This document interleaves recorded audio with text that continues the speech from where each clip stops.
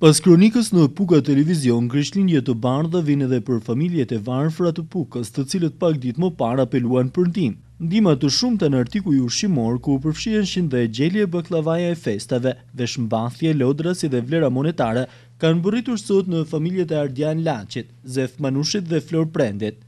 Ka qenë deputeti Kristian Demokrat Mark Froku, familja e Gzim Gjokos me banim në Shtetet e Bashkuara të Amerikës dhe Kisha Katolike Shën Jozefi, që dërguan artikuj të shumtë ushqimor, të cilët do të jenë të mjaftueshëm për afro një vit në këto familje, ndërkohë që ndihmës ndaj këtyre familjeve ju bashkua dhe avokatja Vilma Premti, e cila dhuroi për këtë familje një pjesë të vlerës monetare të përfituar nga dëmshpërblimi si ish punonjëse e Ministrisë së Çështjeve Sociale.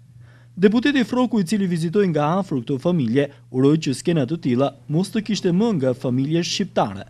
Në radhë parë duhet të falenderoj gjithë ato që kontribuan, që këto familje të kalojnë këtë fundviti të gëzueshëm, si gjithë familjet e tjera, por historia nuk mbaron këtu dhe nuk zgjidhet me një ndihmë ushqimore apo veshmbathje.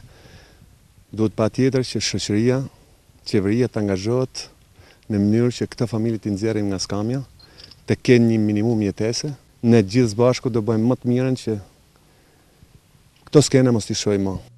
Ashtu si në çdo familje, tashmë edhe në truezat e këtyre fatkeqve, festat vijnë të lumtura, pasi atmosfera e tyre trokiti fal ndihmës së ofruar për ta.